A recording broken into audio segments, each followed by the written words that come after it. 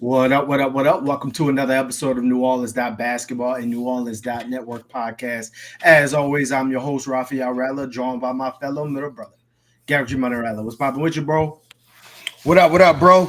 Everything's all good on this end. First of all, let's give a shout out to all the mothers out there, man. Happy Mother's Day to everybody, all the mothers out there who are fans of the show, fans of the Pelicans, whatever it may be. Shout out to you guys. The world doesn't revolve the same way, does not go the same way, does not move the same way without you.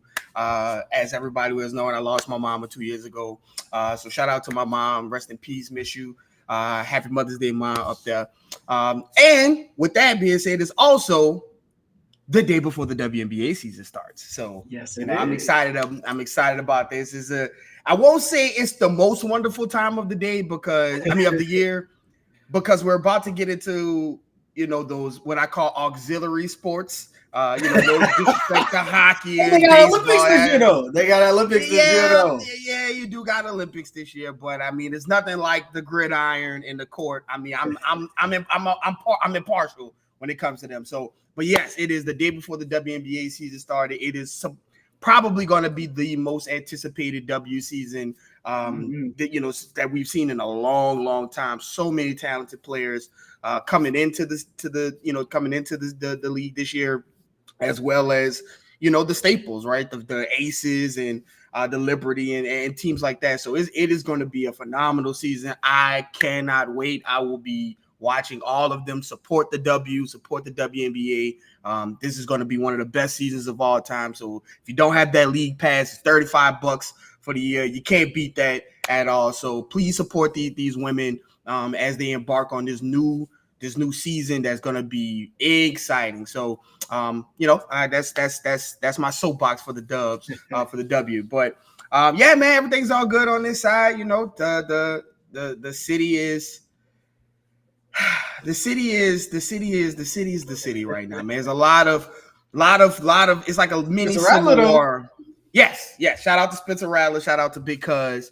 Not really our cousin, but he might be. There's not a lot of Rattlers in the world. Look, I'll say this. If you see a bunch of Rattler jerseys walking around New Orleans, you just gonna claim them probably. So don't even lie. Absolutely. I will be one with it. I don't care if the man plays a single down. I will have that Rattler on the back of the jersey. But yeah, man, outside of that, there's the civil war between, do the Pelicans do this, do the Pelicans do that, do anybody, what happens? It is an insane time. And now that the draft lottery is over, you kind of get a clearer picture of where the picks are, what's going on. So, it's gonna be an interesting off season, man, and it's rolling. But everything's good on this side, man. How's everything on your side?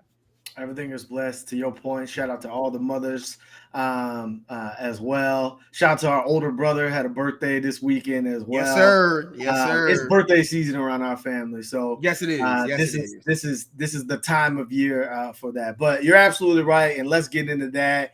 Before we do, make sure you guys follow us on Twitter, on X, on IG, on TikTok. That's NO Basketball No E. Make sure you're liking the episode below. Make sure, most importantly, you're subscribed to the channel. Again, this is our time of year where every day is a roller coaster, and the season hasn't officially ended yet for the NBA. Like, there are still teams playing in the playoffs, but we'll be locked and loaded, bringing to you here everything from Pelicans news and analysis. So let's talk about those playoffs. Where any takeaways? Obviously, in the West, you got the 2-2. You see the Mavs punch back and take control of that series as well. And then the East, obviously, you got the 2-2, and then you have that other series that, the Celtics are participating in, and so are the Cavs. So what are some of the takeaways that you have seen just from the playoffs so far?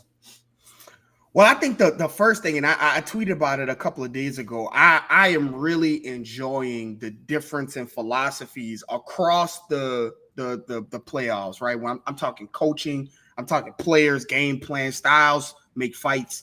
One thing I'm looking at in particular is the coaching philosophy of Tom Thibodeau versus Mark Daigneault, and it pours into Willie Green as well, because you have Mark Daigneault, who just won Coach of the Year.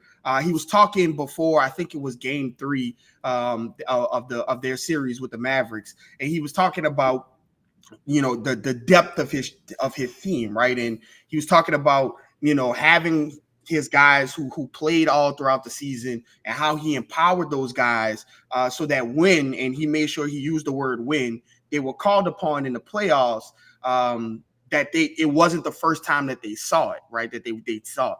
And then another reporter asked him something, kind of a follow-up question. And his answer was, well, why do I want to have more answers to problems, right? More potential solutions to problems in the playoffs, talking about players available. And then you kind of look at Tom Thibodeau, who is like, nah, to hell with that. I'm playing 5 people and they all play 40 plus minutes. And it's like, there's just a philosophy difference. And you think about, what Willie Green went through this playoff series, well, all season and really this playoff series, about, not having, guys available, even though you had like 3 or 4 guys on the end of the bench who could possibly potentially help things in the playoffs and do things in the playoffs.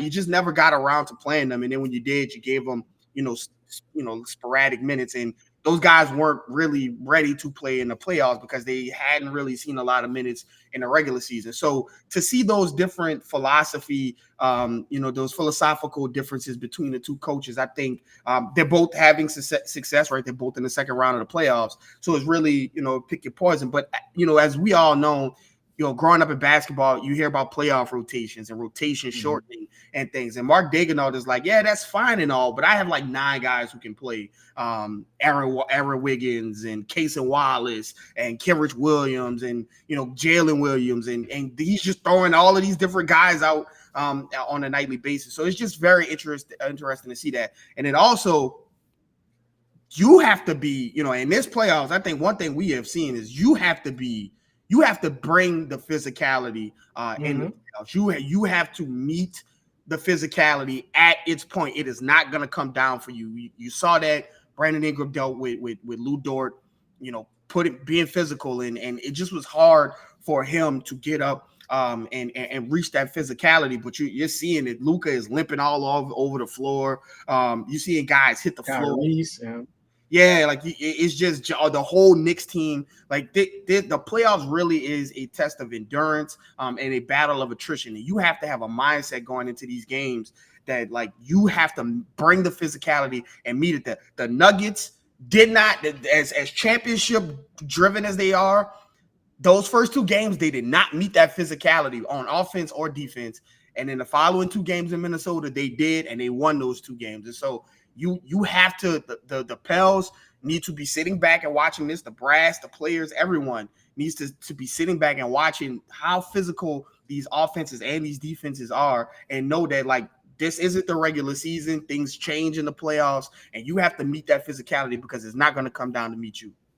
Right. A couple of things that stand out to me is it feels like positionless basketball has arrived. Like almost everybody who's playing on the court in these games can both shoot the 3 and defend, right? And there's not a whole lot of like, obviously TJ McConnell is, providing some nuisance to Jalen Brunson and throwing him off. I also think the Knicks are just beat to hell. But outside of that, like everybody you look around, whether it's the Mavs series, whether it's the Nuggets series, like everybody is at least 6'5", and everybody can switch, and it is apparent, right? Like if you are not able to shoot, like people are just not guarding you at all in this player series. And it's don't tell Pelicans fan this, but Josh Giddey got benched because he couldn't make shots, and they were resting the centers on him, and so he got benched in the second half of the rest of these games. Now, don't tell Pelicans fans that because he turns into prime Ray Allen when he sees the Pelicans on the other side. But he got benched. So to your point, like if you're not shooting, they will make the change because your weaknesses are exposed more in the playoffs, and when they're screaming like that, you got to make that change. Right. And the other thing is you pointed out, and where I think Tibbs' philosophy is a little bit different from Willie Green and just having a condensed rotation where you only play a certain amount of people all the minutes of the game. I think Willie Green's issue is that he doesn't trust young players. But then I look around the playoffs and I see Cason Wallace getting minutes for OKC, and I see Ben Shepherd getting minutes for Indiana. I see Derek Lively getting minutes. He got hack-a-shacked in the OKC series last game with everything on the line. He missed like 4 in a row. And Jason Kidd was like, to hell with this. You are staying out there. Then he hit the game sealer once. And so it's like, man, he is living and die by this rookie. And to your point, you just didn't get the same leash with a Jordan Hawkins, and you definitely didn't get the same leash with the Dyson Daniels, who as soon as he missed his first shot, apparently he was no longer allowed to go play in the series. So I take a lot of that away from that example. But again, the game is just developing at such a rapid pace. So many teams are loaded with talent up and down the roster, young talent, old talent, different body types, different strengths. And it's just an exciting place to be in terms of the basketball. Now, you talked a little bit about the draft lottery. The Hawks get number 1. I'm sorry, Pistons. I don't know what else y'all got to do. The game is the game, baby. The game is what it is. That's the biggest. That's what it is. That's the biggest straw. The Hawks get number 1. So now it's like, okay, well, do you keep that and build with Trey? Like, do you build around that and Jalen Johnson and start over with the guards? And so there will be a lot of trade rumors rooming around that team all summer long. OKC gets another lottery pick. Of course. The Spurs get 2 top 10 picks. So it's like, okay, well, the teams in the West, again, continue to get better. And the Pels pick 21. Again, you knew that going in. They own the Lakers 17th pick. I don't know, man. I don't think this is the draft where you're like, yeah, let me get that 17 when LeBron's 1 year older and you got to trust AD to be healthy again. And the Lakers, they got some draft picks and stuff, but like, I don't know. I think that's something that June 1st comes around. I think the Pelicans defer. But was there anything else you took away from the draft lottery, whether it's excitement or just interesting things that teams might be able to do now? But Atlanta winning the draft lottery is super interesting because there's a multitude of routes that they could take with this, right? Like it's a weaker draft class. So like the number 1 draft pick hasn't been like, okay, this is Victor Wembanyama. He's going to be the number 1 draft pick 2 years from now. We already know. It's not that. So I heard it compared to the Anthony Bennett draft, and that is terrifying. Yeah, it's not great. That's not a comp that you want to have. But yeah, so they have obviously the kid from France, Sarr, who's a 7 foot. He looks like Wemby, the French toss Wemby, whatever. So if they draft that guy, right, do they take the route of like the Raptors, right, where they trade 2 of their better players and kind of reset and orient around this draft pick coming in, and then kind of build their assets moving forward to stockpile around Sarr?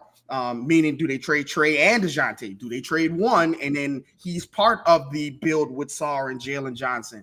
Do they trade DeJounte Murray and let Trey be the guy, right? Or is Trey the guy that leaves and DeJounte is the guy that stays? So there's a bunch of different routes that they can take. I think people have been kind of knocking on the door for Atlanta to accept that they're in a rebuild, but like they don't know it, but like everybody else does. I think people have been knocking on that door, and them getting the number 1 pick, I think kind of puts them in a position where like they have to make a choice, because again, they're also knocking on the door of the luxury taxes. So, as a team that with the number 1 pick, that's probably not going to be that great next season. Do you really want to be paying the luxury tax on a team like that?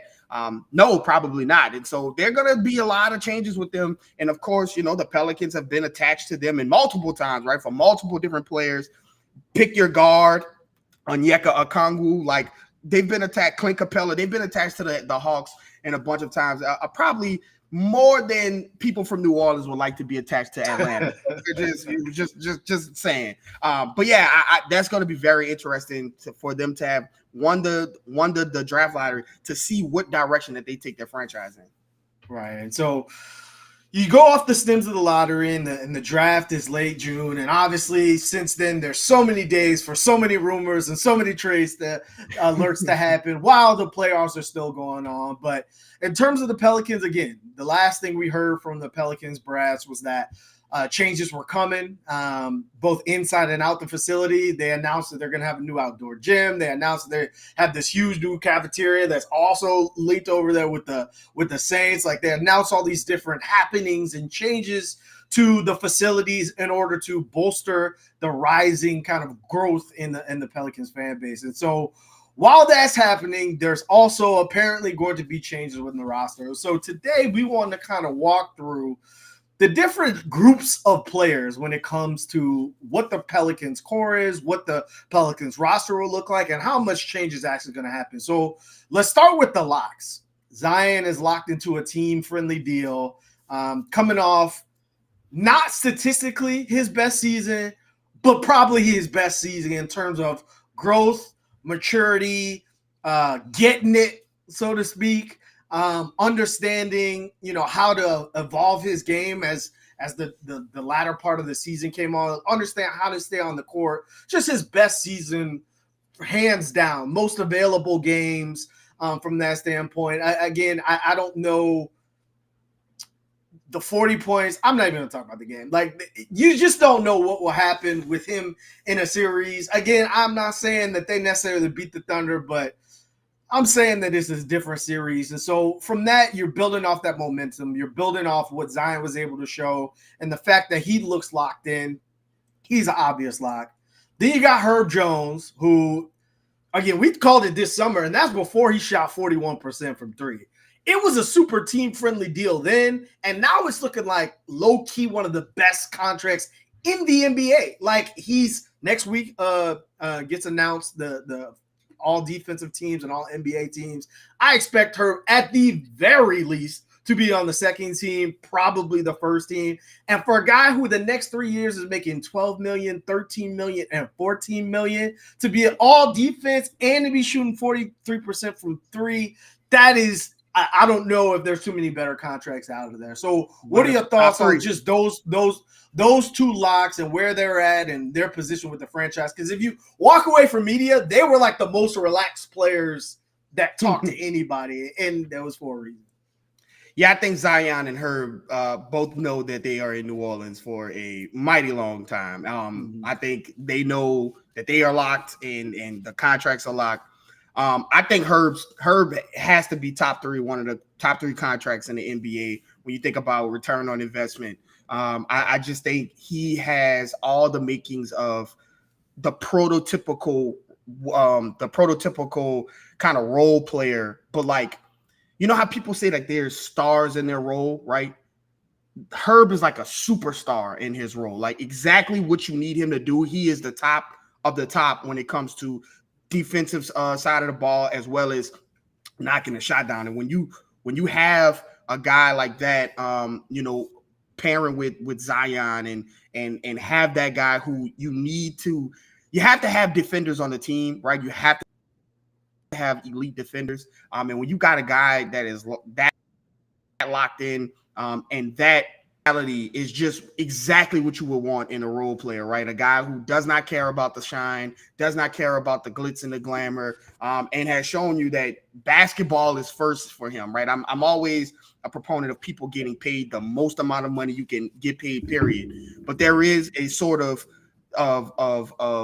like just a goodness and a wholesomeness around a guy who is like, listen, I'm good with 15 million, 13 million, 14 million a year. Don't need 30, 40 million. I'm here to play basketball and do that. And I think Herb fits this city as well as the team perfectly. And I mean, Zion is just, he another season of him, not being able to participate in the playoffs, but you did see a lot of growth from Zion as far as his maturity, his mindset, and things like that, and his game, right? Like towards the end of the game, end of the season, end of the regular season, you saw him pulling up for jumpers, pulling up for mid-range, being comfortable to take a three or so a game, and just saw him to start to assert his dominance on the NBA, and it showed that he is the all of the talent and all of the things that have been heaped upon him. He is that. And I was just all about maintaining the things that you saw during the middle of the season to the end, right after that in-season tournament game, taking that and coming into the season with that. I think that is the key for him. But I mean, listen, he is a supernova talent. He is the fulcrum of the offense. Will be the fulcrum of the Pelicans moving forward. And I think that, you know, having him locked up on a team friendly deal with no player option out, meaning like, you know, if he wants to leave, it's going to be like through the media and an ugly trade demand. It's not going to be like, oh, the he can opt out of this contract. So I think that's good to have, as well as the clauses that the Pelicans have to get out in case they need to, which they will not, but it's there in the event that they need to. So I think having those two guys as the locks moving forward, those are the core, the beginnings of the core of the team, and I think it's good to have those two guys locked up. Right. So you go from those two to someone who you and I have talked about. I said this maybe like a year ago. I think the order of like least tradable players that you'd be like, any team would be like, wow, they're really going to come off him. Zion was one, and then two for me was Trey Murphy, because of not just because of his skill set. Like if you look at Trey's skill set or his stats, it's not like throwing you off the page like this is the next star or whatnot. It's his skill set next to your best player, right? Like it's not necessarily that Clay was one of the greatest shooters of his era. It's that he happened to play next to the greatest shooter of all time, right? And putting those two together and with Draymond as a mix, made them fit perfectly, right? Trey Murphy is that with Zion Williamson. If you could draw up a player that you would want to play next to a gravitational pull in Zion, it would be a guy who could take you off the dribble and score, but could also shoot from half court and beyond. Like that would be the player you draw up. And so for Trey, all these rumors, discussing Brandon, which I think to some degree are unfair. Like, oh, it's not going to be Brandon Ingram. We're going to go with Trey. It's putting Trey in a spot where he's like, man, like I'm really good friends with Brandon Ingram, and you're putting me in the middle of this article. Like, what do you want me to say in that scenario? I think that's unfair. But for a player like him, and that, again, everyone's probably most excitement outside of Zion going into this season was Trey. Then he gets the injury. It throws off the beginning of the season. He never dealt with an injury like that. Then he goes through the year and he has his ups and downs and never really gets to like last year's Trey Murphy, but gets to a point where it was looking more like Trey Murphy. In a year where he's extension eligible, you see that next step coming. But my question to you is like, okay, let's play devil's advocate, and you want to move on from Brandon Ingram, and Trey Murphy is the number 2 guy or the guy that you want to get the second most shots. Are you there that like give Trey another offseason and he's going to be able to be the Jalen Williams to your Shai Gilgeous-Alexander? Are you there that, he's going to be able to take that next step to create for himself and to create for others because that's what you needed to be? Or do you think this is more of a fit as a whole versus a real number 2 replacement? Yeah, that's a interesting, again, another philosophical kind of building assessment here. And I think, we talked about this off the pod. First off, I don't think that, the idea of moving Brandon Ingram is also the idea of Trey Murphy is bumping up to the second guy. I think, we talked about this, right? I think when you think about team building, there's 2 different ways to go about it, right? Like you have you have this star, you have this star, you have this third guy who's really good. You have and then we just build from there, right? You have the Suns route, right? You have and kind of sort of similar to the Celtics route, right? Like you have the 2 guys, and then you have all these other different guys. Like they drafted those guys, but still fairly the same. And then you have like a Denver Nuggets type of route where you have a supernova talent, and the second in command is like really good. Like the running mate is really good, but he's not like an all NBA, MVP type of guy. But he's like really good fit with them. Like it's a basketball marriage. And then that allows you to kind of like have, we talk about in 2K terms, like 80 is 85 is the third player, and like an 82 is the fourth player, and like a 79 is the fifth player, or 80 is the fifth player. And so it allows you to kind of deepen the starting five as well as the rest of your roster going that way. And so we think about Trey Murphy. I think if you're trading Brandon Ingram and you're getting, I think that guy who comes back, and that's what makes the trade so difficult. We'll get into it. What makes the trade so difficult to kind of think about is that, yes, Brandon Ingram had a terrible playoff series, but I think you don't want to just let him trade him away just for the sake of shaking it up. You have to have somebody come in who is capable of producing the same amount. If that's either the same amount of like points or output as Brandon Ingram, or is good enough.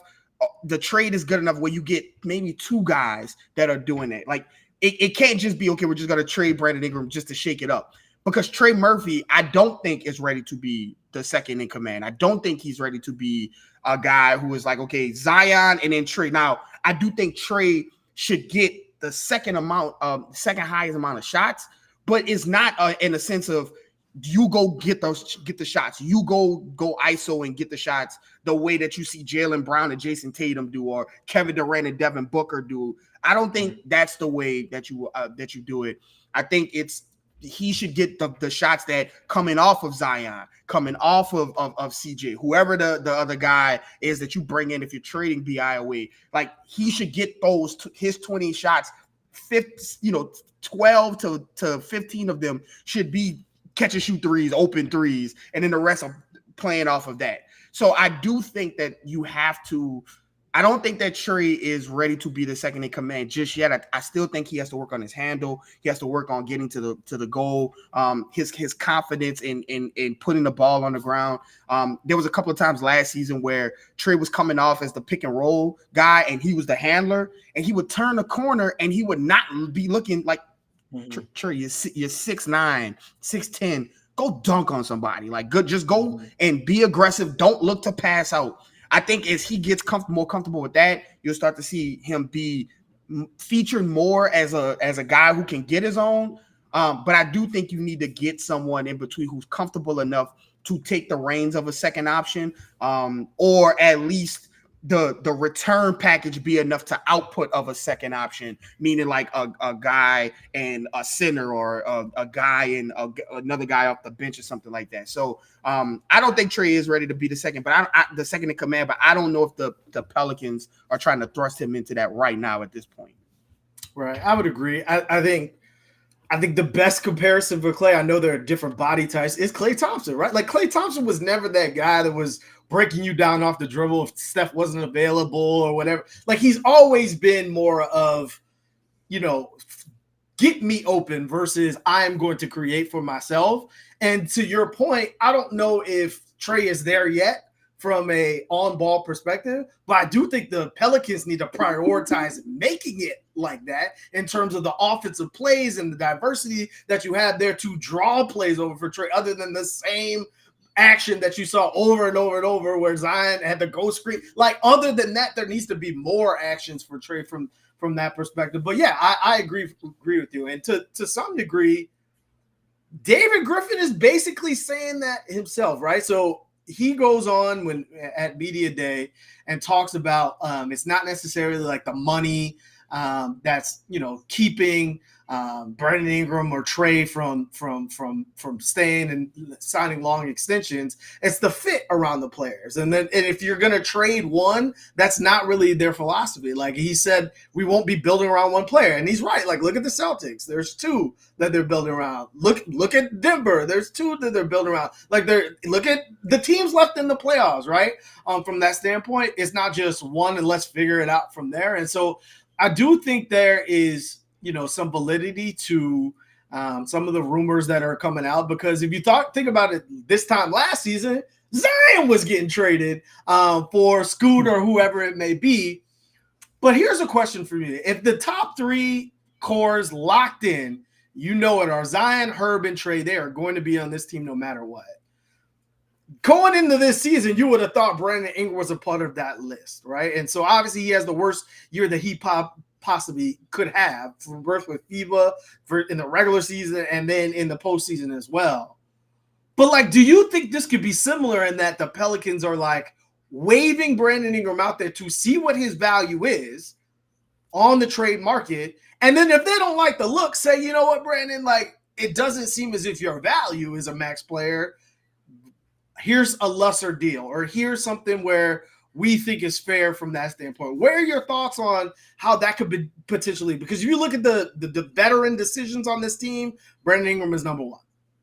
Yeah, absolutely. I listen, this is always going to be negotiation tactics as far as contracts go, right? You don't just go out with your best offer to start. That's business 101. You don't come with your best offer at the beginning. And so I do think that the Pelicans are at a junction where it would not be prudent to at least look around, right? Look around and hear things, and hear what his Brandon Ingram's available, what his value is on the market, right? And so when you have a guy like Brandon Ingram, right, and he's gone into the last year of his contract, right after the draft lottery ended, Mark Stein comes out with the tweet that the Pelicans are shopping Brandon Ingram, right? And you hear like right after the draft lottery, and to me that reads as business is open. Come to us with your best. You know what your picks are. You know what your situation is. Come to us with your best offer. Also, Brandon Ingram is on the last year of his deal. So wherever potential team he would have to go, they would have to have a conversation with Brandon Ingram, and they would have to tell Brandon Ingram, we are comfortable giving you the absolute max contract that we can give you, right? And so if you leak that out and then you say, okay, come to us with your best offers, BI, listen, we're listening. Here's the situation. And so nobody really reaches out to Brandon Ingram saying, hey, we're willing to give you the max money. Now you can go back to Brandon Ingram saying, okay, well, listen, we are not comfortable giving you the max. It seems like no one else is comfortable giving you the max. Here is a 2-year deal at X amount of dollars where you can rebuild your value up and do it. Now, some team may call Brandon Ingram and say, hey, we're comfortable giving you the max. We're going to try to work with the Pelicans to get a deal that works.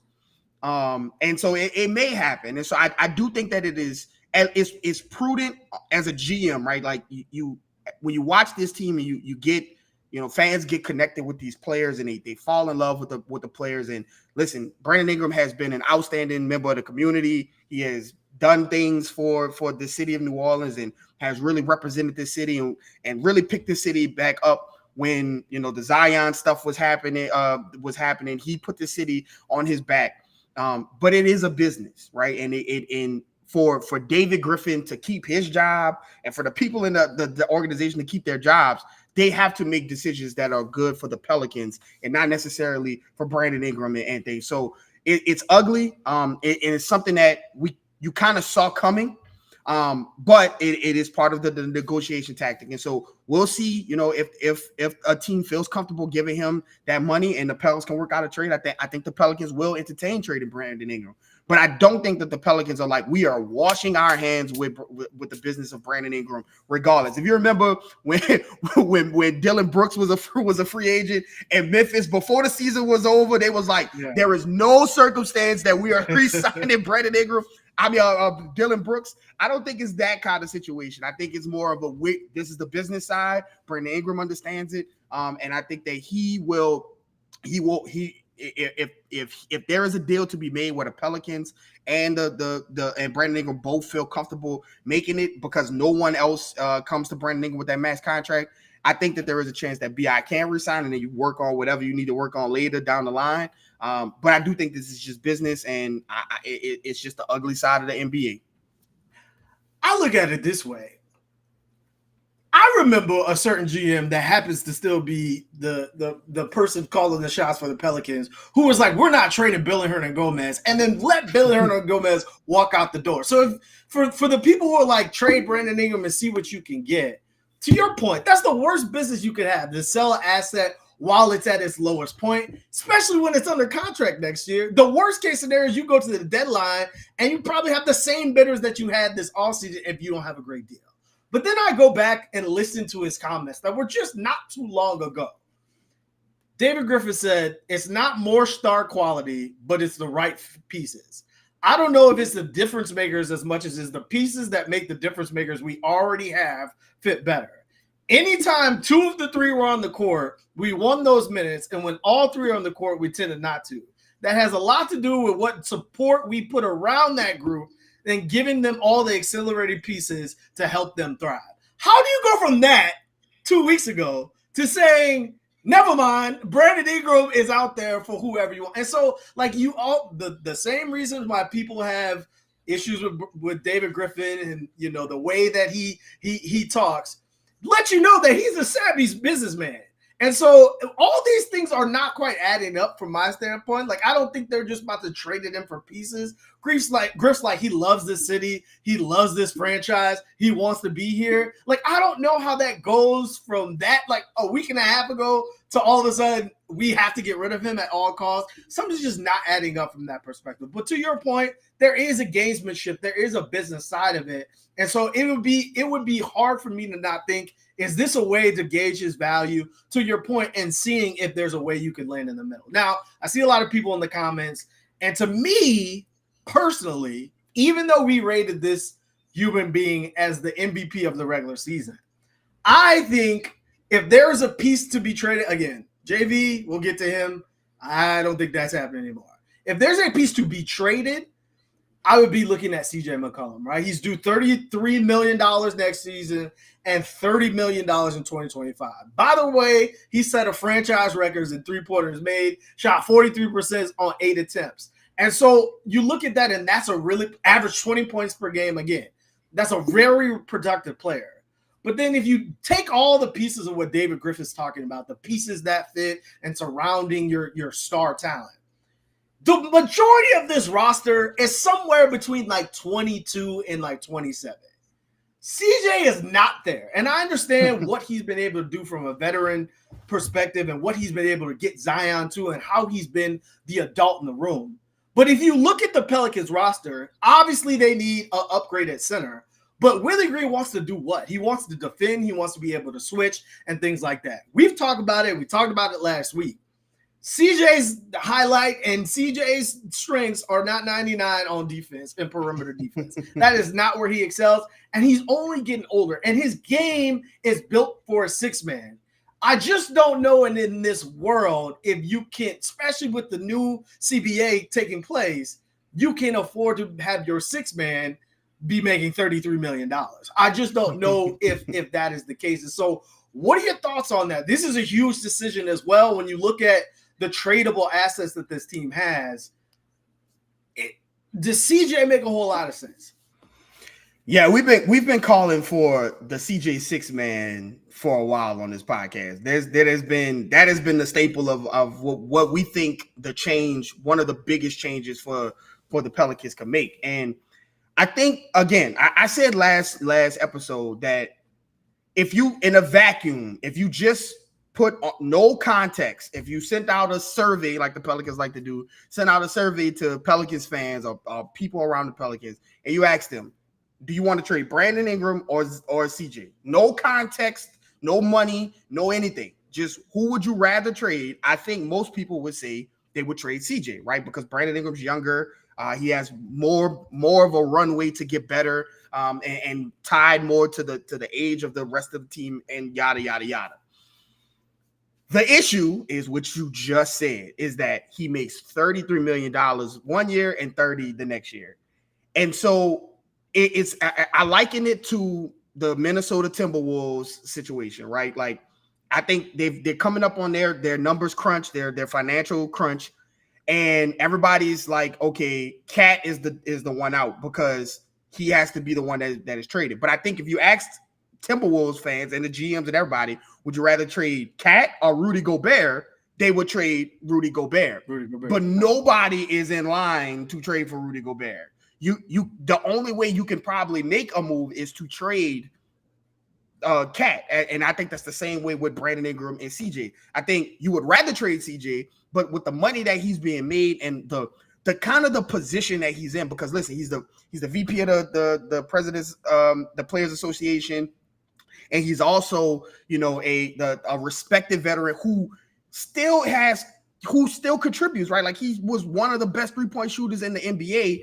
And so like you don't want to just like give him away for pennies because you kind of need that production, but like also you kind of just want to get him not off the team in a sense of there are guys that behind him like Dyson and Jordan Hawkins can't get on the floor because CJ is playing, all the minutes and things. And so there's just a lot that getting off of CJ would open up for the Pelicans, and as far as financial wise, and as far as minute wise. And so I see people talking about, you throw in, if you want to add additional picks, the problem to trade CJ.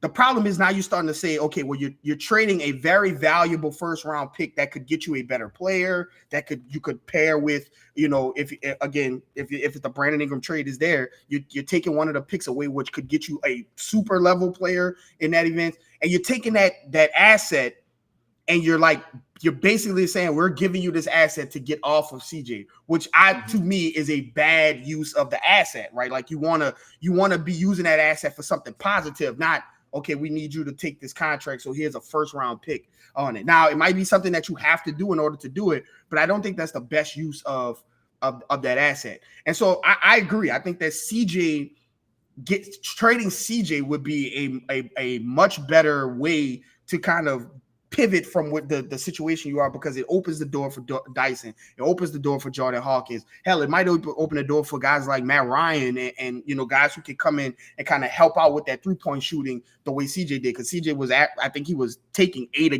9 a game. So like you have to get that from somewhere else. But I just don't know a team. And maybe, we, as the season goes, the off season goes on and things change and things differ, this becomes more apparent. I just don't know of a team that is knocking on the door to say, okay, we'll take that $33 million and $30 million and also give you a player that will help you out and also not cost you a first round pick to come off of CJ. I don't know if that trade exists. I think it might be a little easier to trade Brandon Ingram, who still, again, has a lot of runway and things. So I think that's why that news is coming out. But again, I think CJ would be a great 6-man. His game is tailor-made for a 6-man. I just don't know if the Pelicans can afford a 6-man making $30 million with Trey knocking on the door. You also want Trey to be put into positions to shoot more and be more featured in the offense before you back up the Brinks truck to Trey Murphy as well. You want to see what it looks like. And with CJ taking the shots and being the guy who wants it. And last but not least, if we're at a point right now and Brandon Ingram and Zion and Trey and those guys still need like super duper like helicopter parent veteran leadership, then we got a different kind of problem going on, man, because like after everything that Zion has been through, after everything that BI has been through, I think that those guys there are different stages of their lives as far as, maturity and things. And so the veteran leadership you could find in guys towards the end of the bench, or guys who can still contribute, just not at 33 million. I just don't think that the veteran, the job that CJ McCollum came here to do, I think he has done it. He has surpassed it. He got Zion and Brandon Ingram aligned and focused on the main thing. He has done a phenomenal job at that and also contributed on and on the court. But I just think that job has now been completed, and now you need a different set of skills on the floor with the Pelicans. Right, and so that leads to the last veteran, Larry Nance, who's owed $11 million next season. Yeah. Oh boy. Got an expiring contract. I think Larry Nance is as good as traded. Like, his contract is going to give them the ability to match some contract or to get off some money or something. And it's an expiring deal, and Larry Nance can still contribute to a team. It's going to be hard to me to see Larry Nance, because if you look at the rest of the Rockets, nobody else is making any money. So if you want to like match money for money and make a trade, like, he's the only other player outside the players we've already listed that's making anything worth a damn. So he would have to be involved in that scenario. And so those are kind of the three veterans, BI, CJ, and Larry, that there's some huge decisions to be made. Now, let's go back to your point with creating more opportunities for Dyson Daniels and Jordan Hawkins. And a way of being that is through CJ somehow being reallocated. Listen, Brandon Ingram said his year that he was the most successful in shooting threes, a lot of them were catch and shoot threes, facilitated by Drew Holiday and Alonzo Ball, players who are more court-oriented than shot-oriented, if that makes sense. Like, they are not hunting their shots. They are trying to get the best shot on the floor. And he all but alluded to the fact that, like, that would be helpful for this team and that would be helpful for him. You've been screening from the beginning. B.I. is an oversized two guard. Like, he is a catch-and-shoot player, like, just as well as everyone else. But when he is set up to be positioned where he doesn't have to dribble, or he takes one dribble and someone's hitting him in the pocket, that's when he's at his best, right? And so having another guy on the court who maybe they can't create their own offense as well as a CJ McCollum could, but their offense is how do they facilitate for other people? Like a guard. How do you get a center who can rim run, again, a huge need, and stand at the goal when 8 guys collapse on Zion? A guard, right? It's someone who can do that. To me, it wasn't that shocking that some of the best that the Pelicans put on the court this season included Dyson Daniels. Because if you looked at his player comp, the player he was the most like was Lonzo Ball. Now, obviously, Lonzo took that next step in his shooting that made him even more playable and made him a better player in New Orleans than he was for Los Angeles. But the way that Dyson views the game and the way that he plays the game now, sometimes to an extent, because sometimes he'd be right at the goal and he'd be doing Lonzo Ball type things, like not dunking the ball and like passing out. Too friendly with the ball. And he even talked about in his postseason presser that he wanted to be more aggressive, getting to the rack and facilitating, creating for himself. But to me, if I look at what pieces make this team better, I think very similar to the Celtics, if you put 2 guys out there like Herb and Dyson that are hell for you on the defensive end, and they can hit open 3-pointers at a decent clip, at least from the corners at a decent clip, that's when you are the most dangerous, because you have so many athletes on the court and the games mesh a little bit better than the other ones. And so when I look at a player like Dyson Daniels, I'm almost to the point where if you get an athletic center, depending on what Dyson's able to do and how he's able to grow in the Olympics in Australia this summer and what he's able to add to his game and how is he able to take that next step offensively, I say you throw him out there next season in the starting lineup and give him the chance to fail. Again, every time you've seen Dyson get consistent minutes, he has gotten better and better. It's that time where he gets hurt and comes back and then can't play or doesn't get mixed in there or is behind a couple people. Well, the only way, he's the youngest player on the team, the only way he's going to grow is by playing the game and letting him make mistakes like Ben Shepherd, like Kason Wallace, like Derek Lively, so that by the time the season finishes out, he's confident in himself and his shots and things like that. What are your thoughts on Dyson being the potential answer at point guard for this team? Yeah, that again, something else that we've been championing here on NO Basketball. I think when people, cry out about the Pelicans needing a point guard, I'm like, well, they drafted one and he's like 20 years old and he's like getting better every season. He just has a lot of stuff to continue to grow on, but he's getting there. He's getting better. And again, Dyson has been in New Orleans for like 2, 3, what is it? His 4th year in New Orleans, and he's still the youngest player on the team. Like he is a very young player, and so he has a lot of stuff to grow on. And he is the guy that I think everybody is like clamoring for. The point guard is just getting him on the floor. I think he's on the roster. You just have to give him on the floor. He said it before the season started, before this last season started, that he believes that he's a point guard.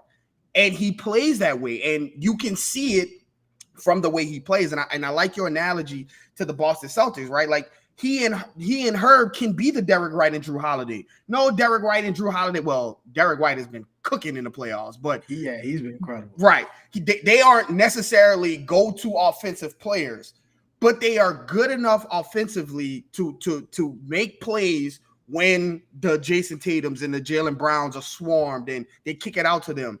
But where they really shine is on the defensive end and basketball IQ. And I think Dyson's basketball IQ is something that can mesh really well with a guy like Zion, who also has a lot of basketball IQ, and understands spacing and spots and things like that. And so Dyson is a guy that I think has a lot of value to this team. You saw it when CJ got hurt, and Dyson and Herb were the kind of the guards of the team, and how hellacious they were defensively. Like Dyson barely played like from that time on when CJ got back from the time on, and he still was like up there in deflections and steals and things like that. So there's a lot of things that he can do for you on the defensive side. And on the offensive side, he is a connector. We call him Dyson the connector, Dyson instant impact. Like, he has all of those traits that you need to make sure that the offense keeps going. And at times when the offense breaks down, and we talked about this, when you ball players down to their core, what are they, right? You tried to make CJ a pass first point guard, a pass first guard. You tried to make CJ a catch and shoot guy. But at the end of the day, when the shot clock goes down, we all know what we're going to see. Hezzy, pull up jumper. And like, that's what has gotten him paid like he's gotten paid, what has gotten him the accolade. So it's not something you want to take from him, right? You don't want to reel that back, because that's what makes CJ. But when Dyson, if the offense gets sputtered and stagnant, Dyson can pull out a pick and roll and run it and hit a drop-off pocket pass, or get an offensive going, or make that extra pass instead of catching it and then getting into the bag immediately, because that's the go-to play. And so Dyson can be the connector, can be the guy that moves the ball, keeps the energy going, keeps the going. And I think times on the floor when you saw CJ go into his dribble bag, especially in the playoffs, not only does it a lot of times result in a bad shot, but you can see other guys just get zapped, right? Mm-hmm. Like, we know where this is going. Like, there's 9 on the shot clock. The only person I can swing it to is CJ, and I know exactly what's about to happen. As opposed to Dyson, a guy who catch one dribble, I'm at the rim, or I'm making a play, I'm looking for play, and guys are more actively engaged in that. And so I do think that there are things like, you remember, like LeBron was winning championships with Mario Chalmers. Like, you didn't need Rajon Rondo right out there playing on the ball and making sure he gets every pass. Like Chris Paul, you don't need those guys in today's NBA. And I think that's what David Griffin was alluding to when he's talking about Shea being like a not a traditional point guard and still being able to win. Like, you can win in a multitude of ways. Drew won next to Giannis, right? Like, Jamal Murray is not a traditional point guard, one next to Jokic. Like, it's a fit guard. It's no longer just a pass first point guard. It's the fit guard, the lead guard. And I think that Dyson has the traits and has the capabilities to do that, especially if he's being a demon defensively, getting in the passing lanes, and now you're creating even more offense for Zion and Brandon Ingram and those guys to get going. So I do think Dyson has an opportunity and some runway to be a part of this team next year and be a substantial part of the rotation. I mean, think about it. What were the things that people liked the most about Lonzo's game with Zion? It was the kick-ahead pass to start the fast break. Who did that? The most memorable dunk of the season, other than the Brooklyn dunk, was Dyson throwing the ball 3/4 length, triangle, and Zion catching it with one hand over the ground. That was Dyson throwing those passes. Every time you would come down in transition and you'd be looking for easy buckets because you're more athletic than the other team, Dyson or somebody would be standing in the dunker spot waiting for the alley, and you'd be looking at CJ throw the alley, and then he would throw it, and it would be picked off because he's not a natural passer. Like, what if you had a guy who was more pass-oriented, who could make the easy passes to get other people involved? And so I think that Dyson is that fit, and given that runway and that playing time, I think he could show that. Now, the other person who, again, if I wanted to say what the Pelicans core was, it would be those first 3, Trey, Zion, and Herb, and then it would be Dyson and Jordan Hawkins. Listen, I was in the building, the Dallas game, when they announced that B.I. wasn't playing and Zion wasn't playing and Trey wasn't playing. They got in at 2 a.m., all that. And I went to the game, and I went to the game with some of my partners, and they was like, man, who y'all putting on the court? I was like, you see that guy right there? He don't care that this is his time to shine. And sure enough, this man led a victory versus Kyrie, outdueled Kyrie, scored 34 points. And then, like, you were like, here is Hawk. And then Jose got healthy. Hawk missed like 2 shots, 1 game in the second quarter, and that was a wrap. There was no more Jordan Hawk. Listen, Griff was quick to talk about his name. We talked about this. He was quick to bring up his names in terms of difference maker. Everyone thought this was a steal. Like, I tweeted out that, like, there's no way there was 12 players better than Jordan Hawkins in this draft. No way. And then he just stopped playing. Listen, we talk about catch and shoot, and this season for CJ, to his credit, again, none of this is against CJ, but to his credit, he was asked to be a catch and shoot player and to be a volume scorer from that standpoint. And he did exactly that by shooting a great clip from 3 at a high value. But if you ask me, what is the player skill set that you need the most outside of Trey? It's probably a movement shooter. And you already have that on the roster. You drafted him to be that. In fact, he won a national championship on a team that was not as good as him, being that player. He was the best player and he played off ball. So you drafted an off ball player and then you didn't play him. Like that is, to me, that is the biggest sin of the season. The lack of minutes for Jordan Hawkins, because I think this guy can be a game changer. I think that this is the shooting that you needed for and claimed for all season long, all 4 seasons long that you need. You didn't play from that standpoint. Like, he was on pace to break Keegan Murray's rookie 3-point record.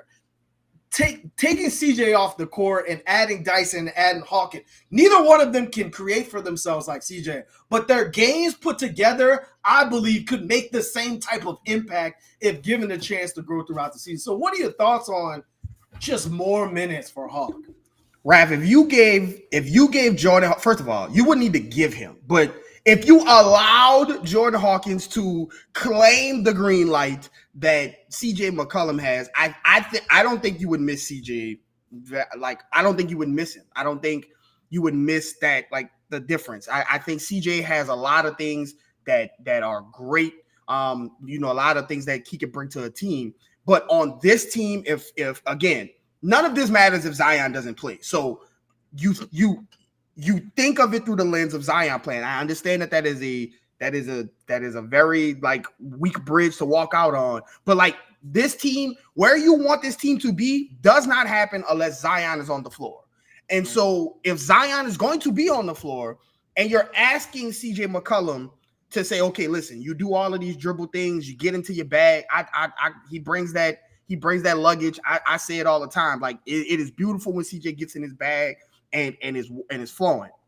But if you're asking CJ to say, okay, don't do it that as much, be a catch and shoot guy, then, like, play the catch and shoot guy. Like, play the guy who, like, that is his entire offense. That is, this man, Jordan Hawkins, averaged 8 3-pointers a game his college career. Not a season, not a 10-game spurt. His college career, every game he played was enough. He shot enough threes to where he averaged 8 threes for his career. That man, he might not know how to do nothing else. He can shoot the ball. And I think when Jordan Hawkins is not a, he's not a plug in and, okay, give me microwave like Vinnie Johnson, like he's not that. He's a guy that you have to let him get going, let the flow go, let him get a jogger. I'm not saying he needs to take 6 shots before he makes one. I'm saying getting up and down the floor, getting in the rhythm of the game. I think not only did you do a disservice to him by not playing him, but I think it was an injustice to put him in for 5-minute spurts. He gets 1 shot, he missed, and then you sit down. And then 2 minutes in, last 2 minutes of the first half, he gets in, gets up and down, has to take a shot because he knows he's not going to get back in, and then he sits back down for the rest. That is a misuse of Jordan Hawkins. Jordan Hawkins, you give him good rotation minutes. Let him come in and you let him, get going, and you let him get a sweat going, and he's a gamer. He's a guy that shows up in big moments. He won a national championship at the University of Connecticut. Like, it's not like he was at, some rinky dink. Like UConn has a proud tradition of basketball players. This is a well coached, they won again last year. God damn it! Like they are a proud traditional team, and so for him to, I think it just was such a mid last time. I said last show. You knew what you were getting when you drafted him. The scouting report showed what he was. You drafted because he was a catch and shoot guy. You still didn't play him because of all of these different reasons. It's not like you just found out about what he couldn't do, as even though he was those things. Missed by them, and I don't understand why he didn't get an opportunity, especially in the playoffs when Willie was like, we're gonna put more shooting on the floor, and then like he got like 5 minutes and then he sat back down again. So I think again, CJ is a fantastic player, but I think that he is in the way of some of these young guys coming in and actually giving you an opportunity, because these contracts are not long. And before you know it, you're going to be looking like, okay, now you got to pay Jordan Hawkins, and you don't really know what you got because you've been relegating him to the bench, right? Dyson is the same exact way. And so Dyson could very well be a starting point guard that we just don't know because he hasn't been able to give him that opportunity. So I do think that Jordan and Dyson should be afforded the opportunity to be a part of this rotation and prove themselves part of this core moving forward. Right. So if you look at those five, then the next group is the glue guys, right? So Jose Alvarado, I can't see a world in which the Pelicans are like, nah, we don't want the $2 million contract for Jose Alvarado. I see it probably more likely being some type of extension. But to be honest with you, I don't know if it's going to be like big money extension. Like look at these contracts. Jeremiah Robinson Earl has a $2 million team option next year. EJ Liddell, $2 million next season. Matt Ryan, $2 million next season. This is what they're telling you they want their glue guys to be and paid. Now, I see a lot of people in the comments. A lot of the issue, and we've talked about it before, is roster management and lineup management. So a lot of this boils down to Willie Green. You have a lot of the pieces. You're just not playing them in the correct order. I look at EJ Liddell. I feel as if giving him another season and seeing what he could do, a lot of things he could probably replicate from a Larry Nance, right? You talk about a microwave player. If it's not Jordan Hawkins, it's probably Matt Ryan, right? And seeing what that is. Najee, again, I think he's one of the odd men out. He didn't even show up to the postseason presser because you know what he about.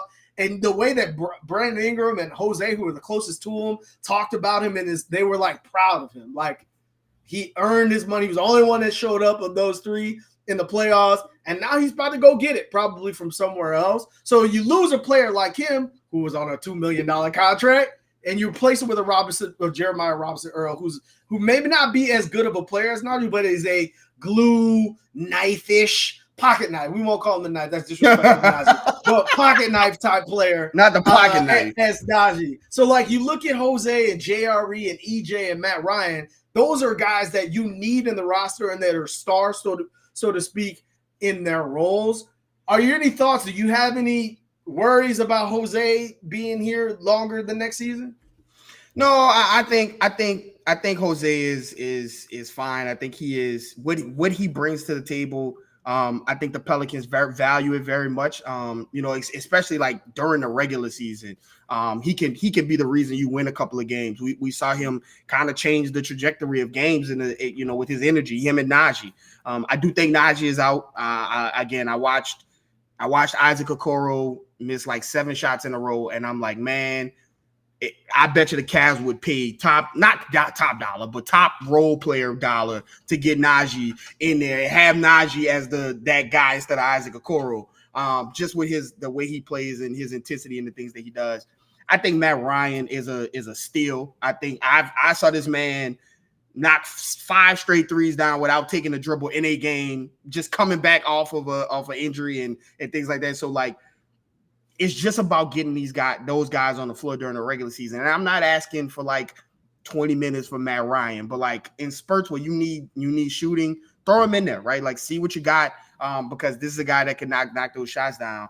And I think Jeremiah Robinson Earl, again, I think if you're seeing a lot of him on the floor, there's some issues going on anyway. Right. So I think he's fine. Like he doesn't do anything particularly well, but he does a lot of things really like good, like average. And I think that's a good 11th, 12th man, whatever you want to call him, on the benches. So I think that stable of guys is good. I do think that, I would like to get one more guy off the bench who can score, like who can kind of score, not in a way of they need the ball or anything, but just a guy that like if the worst possible, but probably likely for the Pelicans is that guys are out and it's the end of the shot clock and this guy is just getting shots up, right? Like just he can get a bucket. He doesn't really need to be set up by anybody. But I think outside of that stable of guys, those glue guys, I think you're good there. Jose is a phenomenal kind of leader and cheerleader on the bench. And he makes guys comfortable but doing his job and things. So I think that's a good stable of guys. And I think for the amount of money that you're paying them, it's been really good. But man, I see it in the comments. I think you're gonna see it when he leaves, but you got a hell of a discount and a hell of a lot of return on investment from Najee. His time here, and I think as he has played throughout and been available and been semi-consistent and got his 3-point percentage up, I think there's a lot of teams that's going to be looking for a guy like that as their 7th man, 8th man, and they're going to be willing to pay some money. So good for Najee for making his money, and I think that, like you say, he's going to be a guy that's going to be moving on to greener pastures. And when I say greener pastures, I mean greener pastures. Right. And so, again, I think you're absolutely going to miss Najee, and you got to replace him somehow, to your point, whether that's a veteran or whether that's in the draft again. So that leaves the 3 odd men out. JB, again, I don't see it. I don't think there's any world in which JB is back on this roster, even like as a discount, because I feel like he probably thinks he's still good enough to start somewhere, and someone will probably pay him enough money to start somewhere. And then, again, Najee's out, and then, listen, if there was no moves to be made, and I could only I know where this is going. One position on this team, I would overhaul the entire center position, the starting center, the backup center, and God bless him, Cody Zeller. Again, provided some good minutes. He was a veteran for sure, but I think you would rather have the 21st pick, whoever that center may be your third center in waiting versus relying upon Cody Zeller as literally your second option, because you didn't have another 7-footer on the roster outside of Jonas Valanciunas, and Larry Nance would be too small in situations. I just don't think you can go into another season not being big enough when you look at the Timberwolves and you look at the Nuggets and you look at the Mavs and you look at the Thunder. You cannot go into the season being undersized. I just don't think you can make that same mistake again. So you look at this roster, you look at this core, there's 3 people that are safe for sure, 2 lottery picks, you hope play more. But outside of that, those big key decisions on CJ, BI, and Larry Nance are going to be the telltale story of this offseason. But what you got left for the people as we wrap up and we see what's the next thing on the moving mill before next episode? And it's going to come. We all know. So, as always, you never know what people are going through. So give someone a smile today. Yeah, I think that, this is the time of the season where, again, this is sources season. Anytime you read anything, make sure you're double checking your source. Make sure that it don't say WOJA ESPN and that it says Woj ESPN, or like it says Sham Charania and not Sham Charania. Like, you make sure you're paying attention to everything. But yeah, the rumors are flying. Big decisions. We knew these uncomfortable questions and decisions were coming. They are finally here. And so now they have to be answered. And again, like I said last episode, you may not get every single thing that you want. Like they can't make everyone happy with the decisions. But as they make these decisions, get the understanding from them as they explain it to them, and then look at the roster building as it moves forward, and then it's going to be placed in Willie Green's hands again to play the guys and use them the correct way. So As always, follow myself at Garrick_Rattler. Follow my brother at Raphael_Rattler. Follow the page at Basketball No E. That's on Instagram, X, wherever you get your social medias. Most importantly,